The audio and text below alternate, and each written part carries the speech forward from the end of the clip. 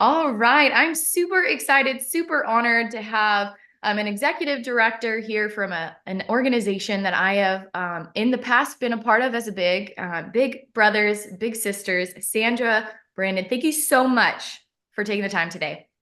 Thank you for having me. I really appreciate you stopping by and visiting with us too the other day also. Absolutely. Big brothers, big sisters. I've known about y'all for many, many decades. My father was a big, and so I just had that planted seed and whatnot. But before we get into the business side and the organizational side, I love for the audience to get to know who you are and a little bit about your origin story. So, did you grow up in this area or are you from a different area? Like, let's talk beginnings of Sandra, if you don't mind. Well, I'm sure my origin story is very similar to a lot of Clarksville, Tennessee residents. There's a military base very close called Fort Campbell, and my dad was stationed at Fort Campbell when I was 4, and Oh, he's been there when he got out of the military. That's the last city we lived in was here in Clarksville. So they, like many others, just ended up staying here in Clarksville. So I myself have been a resident here in Montgomery County since, like I said, since I was 4 years old. I went to elementary, middle, high, and college here in Montgomery County. Attended Austin P got my degree in communications. And since then, I've worked, like many people, probably in many different fields. I worked in investments and real insurance for a while. Then I oh. worked in communications for a long time as the spokesperson, public information officer for the Montgomery County Sheriff's Office. And then I worked shortly with the state as one of their communications directors. And then I came here to Big Brothers Big Sisters. Oh my gosh, I love your background. That's so neat. Just like a wealth of knowledge from all of these different industries and so much synergy. That's so I love how people just get connected on the show to my life purpose and whatnot. And I love that you're a daughter of a veteran and you've served our first responders. We've got an associated nonprofit for both veterans and first responders as well. So very excited and honored again to have you as a guest. Um, right now, I mean, just straight talk, the world is has been struggling in the last few years, especially here in America. Our economy is struggling and people penny pinch in challenging economies and whatnot. But it's our kids, it's the children that need mentors, that need to be connected. Let's talk a little bit about, if you don't mind, what it is that Big Brothers Big Sisters does, and then we'll dive into my other questions here. The basic overview of Big Brothers Big Sisters. We've been around for over 120 years nationally. And as you know, we're a one on one mentoring organization. So, our ultimate goal is to match adults with youth. We call them bigs and littles. And we go through kind of an extensive interview process, talking to both parties about what their likes, dislikes, hobbies are. And we work very well at matching a big and a little together for, we hope, a long-term relationship where they do one-on-one mentoring. And what mentoring looks like, it's different for every person. Every child is different, every adult is different. But what we basically ask is that they take either 1 or 2 times a month, 2 to 4 hours each time, set aside to go spend time with the youth, do activities that they like, or talk about how school is going, or talk about their day, or go to the movies, or go play basketball. Just something where they're spending that one-on-one time with that young person. Yeah, yeah, such a great, well organized process too, being from the perspective of being a big sis in the past. I moved across the country, of course. She stayed with her state. You know, I had some family needs and whatnot, so I moved over here. But what a great experience it was as a big and as a former school educator, protector of children, you know, trained in all things, you know, child abuse and neglect, and being aware of the accountability factor and whatnot. I really loved the experience with it. So when I saw the sign for Big Brothers Big Sisters, I was like, I have to stop by. Um, so for those that are either right now working with kids, either in the schools or maybe a daycare, or they're thinking about, they want to volunteer, they've got that servant's heart, and they're thinking about, you know, volunteering in some capacity with kids. What are some strategies that you'd recommend if they are maybe struggling right now in their personal circumstances, but they know that if they volunteer, it might get their mind off their pain? Does that make sense? Makes sense. One of the first things that we do is if you're in that box, I would suggest that you just come down to our office and talk to one of our employees here and to see if it's going to be a good fit for you. We can kind of walk you through the process and what's kind of required, the steps that you have to take to get to be a big brother or a big sister, and see if that's something that you kind of have the mental mind space to do right now, and if that's something that's in your heart to do.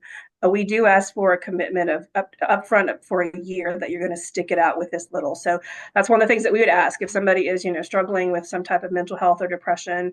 Hey, is this something that you feel like that you have the mind space for, and that can you dedicate time towards? That would be the big first thing. And sometimes the answer is no, but that doesn't mean that you can't do it down the road. We just like That to have open conversations so people have all the expectations out on the table and know what is required of each individual. So if that's something that you can't do right now, that doesn't mean the door is closed. We have lots of other volunteer opportunities that you could participate in. Maybe help us with the fundraiser, maybe help us with recruiting other bigs, maybe just being an advocate and speaking on our behalf at organizations or at school or at work. So it just basically starts with having that conversation because we don't know where you are and what you are able to donate, volunteer, give, and we'll just see where you stand. And then maybe, down the road, if helping and volunteering is kind of improving your mental health, and we just take it a step further and see if you want to take the next step and maybe be a big. Yeah, I love that. And great point too. It's like you can plant the seed. It might not be today for you, but maybe down the road.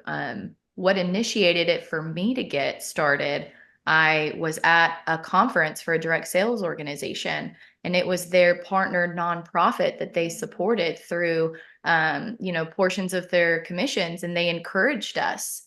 And it was the founder, Jeff Olson, of his company, speaking out to an audience of 17,000 people, and I'm in the back in the nosebleed section, and it was like he was speaking to me about it. And at that time I was going through a divorce process, and it was a tough time in my life, but it was the best decision. Didn't have a lot of money, but I was like, I got time, I can help. And it was the greatest experience for me. So if people are listening, really strongly encourage you to, if you pray or meditate, think on it. But from our conversation last week with your team, there's a need for volunteers in this community, and I imagine nationwide as well. Absolutely. We currently have about 60, a little over 60 youth on our wait list. And those youth are between the ages of like 6 and 14 who basically had said, hey, I would love to have a mentor in my life to kind of help me through tough times, guide me through situations, be there for me. And of course, it's very heartbreaking when you're unable to fulfill that, quickly. So Yeah. one of the things that we try to do is really recruit and target talking to individuals, adults, and try to get them to volunteer. So when there is someone that does, we're truly, truly grateful for them giving Wow. that. Yeah, let me ask you this. You're just kind of making me think, reminding me back to the experience. I had heard this, of course, this was a few years ago, but in the Pacific Northwest, they were struggling with getting male volunteers. There was a lot of female volunteers. And so the boys weren't getting matched because they didn't have a lot of male volunteers. Is that a similar situation now, or is it for the 60? Is it equal? Oh, absolutely not equal, and definitely like it is in the Northwest. We Okay. we definitely struggle with finding male volunteers, specifically minority male volunteers. Okay. As for those who aren't familiar, Clarksville, because of the military base, is a very diverse Yeah. community. So we have, different people from all different backgrounds here. And we have especially a hard time, like you said, finding males. Yeah. Some of our youth are Hispanic or Black or Asian or Muslim. And it's really hard to try to find someone that looks similar, that matches with them, Yeah. that can be a role model for them. One of the things that I really talk about in when I talk to the community is representation. It may not seem important for some people, but when you don't see people like yourself in the community being successful, it really makes a huge difference when there is someone that you can see that is similar to you, that looks like you, that comes from the same background as you, that has similar interest as you, Yeah. and they're a successful person who is taking interest in their life. And successful doesn't mean you're the CEO of a corporation making six figures. Successful has many different definitions. And the biggest definition is someone who is capable of has enough time to spend with someone who is in their youth to do that mentoring. So it just means a whole lot. We definitely have the need for men, again, especially minority men. So there's any minority men out there listening, Yeah. don't feel like you have to be perfect in any way. But if you could just give a little bit of time to a youth, you would be perfect to them. Yeah, absolutely. And a lot of jobs now I've noticed, just in conversations I've had with other professionals, they encourage volunteering and they'll actually Mhm. offer you a day or two off each year to go and volunteer. Now, that's not going to be the whole, equal to the commitment that you would make for the year, but maybe you can even take a day off of work to do something fun and connect with someone that is a few steps behind in their journey, a little bit younger than you, but you can help them to Mhm. want to keep going today, tomorrow, and the next day, and so on and so forth, and have fun memories for a lifetime. I will never forget Coldplay concert, VIP tickets because of Big Brothers Big Sisters. I was like, girl, I'm sticking with you. Incredible experiences.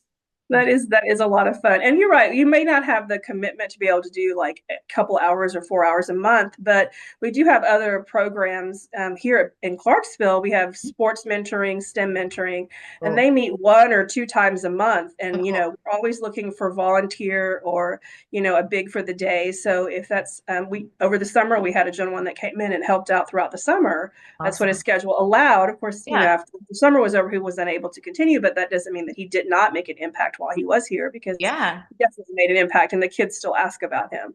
Yeah. So, Awesome. whatever you're able to give, we're able to find some way for you to give. Awesome. Love that. I love that. Absolutely. And maybe even like reaching out to Fort Campbell and see, because I know they are very service first, service focused. So, okay. So moving on to our second pillar of Move Happy is really about building strong communities. We know that the stronger our connection, social connections to others, it can positively impact our mental health. And opposite goes if we're hanging around with negative Nellies and or isolating ourselves and whatnot. So what have you found works really well to connect either the littles together or even bigs? Do they do any social gatherings for the bigs to connect with one another? What are some recommendations you got?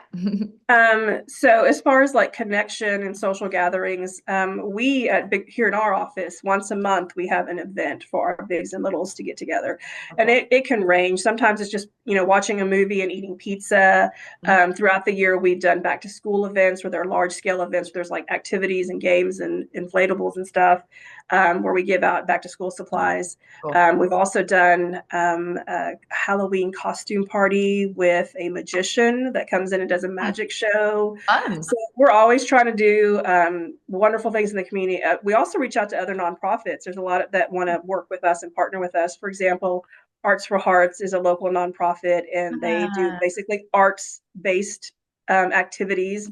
And so they'll come out twice, 3 times a year and help us with our monthly match meetings, and they'll provide a fun activity like at Christmas time, make Christmas ornaments or make a Christmas present for your aw, kids. Or on fun. Valentine's Day, paint something in the shape of a heart and give it to your parents or your mom.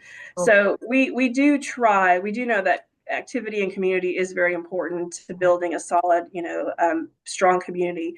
So we do try every month to have some type of activity. We're really excited because right now we're planning for our Christmas parade, and we sent out an Ooh, email to ask which littles would love to sit on the parade during and sit in the float during the parade. ooh, So fun. we've gotten a few responses on that, so we're really really excited about that. Very neat. Awesome. Awesome. Great. Great recommendations on that as well. So our third pillar of Move Happy, of course, is movement related. I believe that if we move our bodies, it's going to help us health wise. There's a lot of science and research behind it. But I also believe we're going to move more likely if it's doing something that we enjoy doing. So what is your favorite way to move your body? Oh, my favorite way to move my body. I don't know. I'm not a big dancer, so that's definitely not going to be the case. Totally fine. I try. I don't always succeed every week, but I try to keep a regular schedule of going to the gym and just doing basic things like walking or cardio. So I don't know if that's necessarily fun, but it's definitely healthy. And as you know, exercise improves your mental health. So Absolutely. that's what I would have to pick. Yeah, and I imagine your schedule is pretty tight, so getting even a few minutes at the gym is good for your self-care too. Yes. Absolutely. Awesome, awesome. Okay. So If people are feeling that tug on their heart, they want to either volunteer or they want to donate to your organization, what's the best way that they can either connect with you if they're local in the Tennessee area, or if they're not, but they still want to help out Big Brothers Big Sisters? What do you recommend? How can they connect? Well, we have a couple of different ways. If you have questions, I think the best way is just stop by our office. We're on Tiny Town Road here in Clarksville, Tennessee, and just ask questions, and we'll be happy to answer them for you. We do have virtual and in-person info sessions once a month for each. So if you like are maybe a little shy and rather do stuff online, you can log in and sign up for one of our virtual info sessions. They're about 30 minutes, not long at all, and they just kind of go over the basics and the process of what the program is like. If you're got all the information you need, you've gone on our website, read everything, and you're ready to go, we'll always direct you to our website to fill out the online application. And that's what kind of gets the process started. There's questions on there we'll ask you, and that'll kind of trigger some automatic things happening. Someone here will respond to you. You'll start getting emails about the next step in the process. So that would probably be the three best things that I could recommend. Either stop by online or stop by, join one of our virtual sessions, or just go online and fill out the application. Awesome. Love it. And if people want to donate to your org, of course, this was a while ago, so amounts and whatnot might be totally different and whatnot with the economy fluctuating. But they had given us number, it was like 1,400 or 1,500 a year was like about the costs involved for matching a little with their big. If people are trying to be intentional and help a certain number of matches, maybe they want to get all 60 of them matched and make sure you guys have the funds for that. Is there a certain amount that you guys know numbers wise, or? I know that number kind of fluctuates, and it fluctuates also with like the city you're in. But I would say that the $1,500 mark that you gave is a good amount number, and that 1,500 is going to support the match throughout the whole year. Yeah. And what goes into supporting that match is helping with funding our activities that we have every month, where the big can bring the little to participate in a fun activity.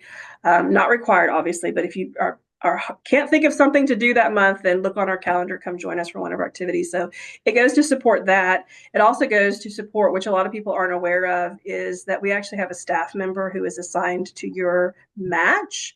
And you probably remember, but they will call you, depending on how long you've been in the program, either once a month or every quarter, and just basically ask questions about how the match is going. Are there any areas of need?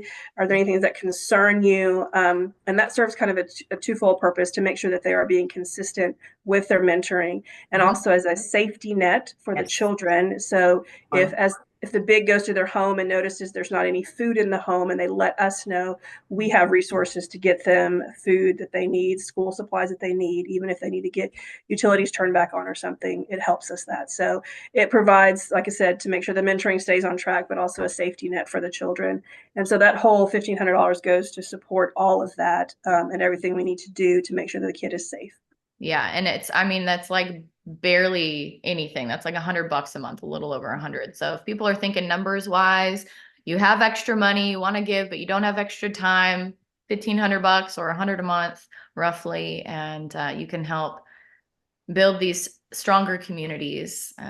Because kids that aren't matched, I mean, unfortunately, they can get into, some problem areas, if they're not at home, if they got, at risk areas that they're living in, maybe they don't have two parents in the home. I mean, we all have different families we come from and different situations and whatnot. I grew up in a really rough neighborhood, but I was blessed with parents that were together, but not all my friends were like that. And so a lot of them got into some mischief because they Yeah.